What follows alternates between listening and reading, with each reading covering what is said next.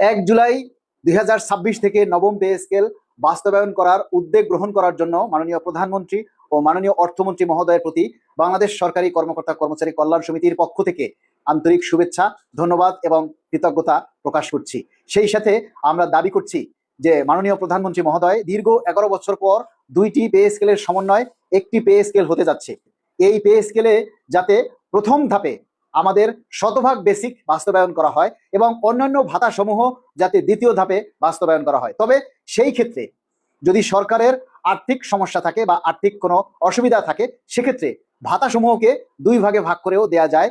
যেমন বাড়ি ভাড়া ভাতা বা হাউস অ্যালাউন্স, এটা একটা ভাতার মধ্যে সবচেয়ে বড় একটা অংশ, এটাকে দ্বিতীয় ধাপে এবং তৃতীয় ধাপে গিয়ে অন্যান্য ভাতা সমূহগুলোকে কার্যকর করা যায়। এতে কর্মচারীরাও যেমন ক্ষতিগ্রস্ত হবে না, তেমনি সরকারের উপরেও অনেকটা চাপ কম পড়বে বলে আমরা মনে করি। তবে এই যে ধাপগুলি, এই ধাপগুলি যাতে 6 মাসের বেশি না হয়, অর্থাৎ প্রথম ধাপ দেওয়ার পর দ্বিতীয় ধাপটা যেন 6 মাস পরে হয়। কারণ এই ধাপগুলি যদি 1 বছর পর পর হয়, তাহলে ধরুন শতভাগ বেসিক বাস্তবায়ন করার 1 বছর পরে যদি আপনি হাউস অ্যালাউন্স দেন, তার পরবর্তী বছর আবার 1 বছর পরে গিয়ে যদি অন্যান্য ভাতা দেন, তাহলে 3 বছর লাগলো এই পে স্কেল বাস্তবায়ন করতে।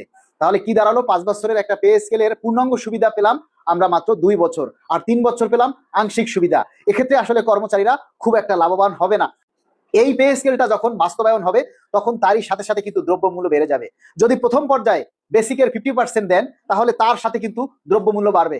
আবার তার পরবর্তী বছরে গিয়ে যদি আপনি আবার 50% বেসিক বৃদ্ধি করেন, তাহলে তার সাথে আবার দ্রব্যমূল্য বাড়বে। আবার তার পরের ধাপে গিয়ে যখন আপনি অন্যান্য ভাতাগুলি কার্যকর করবেন, সেটাকে উপলক্ষ করে আবার দ্রব্যমূল্যের দাম বাড়বে। তাহলে দেখুন, একটা পে স্কেল বাস্তবায়ন করতে গিয়ে এতবার যদি দ্রব্যমূল্যের দাম বাড়ে, তাহলে দেখা যাবে একটা সময় এসে ওই দ্রব্যমূল্য উপরে উঠে যাবে আর বেতন ভাতা নিচে পড়ে থাকবে। যার কারণে এত কষ্টের পর একটা পে স্কেল পেয়েও কর্মচারীদের অভাব দূর হবে না। তাই আমরা চাই যত দ্রুত এই পে স্কেলটা আপনারা বাস্তবায়ন করবেন, তত দ্রব্যমূল্যের উপরে চাপটা কম পড়বে এবং দ্রব্যমূল্য বৃদ্ধিটা কম পাবে।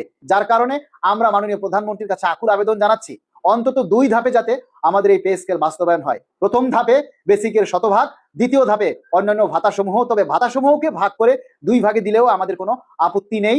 এই ব্যাপারে আপনাদের সাধারণ কর্মচারী যারা রয়েছেন, 22 লক্ষ পরিবার যারা রয়েছেন, সকলের একটা জনমত তৈরি করুন। আমরা আসলে যে দাবিটা করছি সেটার ব্যাপারে কতটুকু যুক্তিযুক্ত। বাস্তবায়ন হতে যত দেরি হবে, দ্রব্যমূল্যের দাম তত বৃদ্ধি পাবে।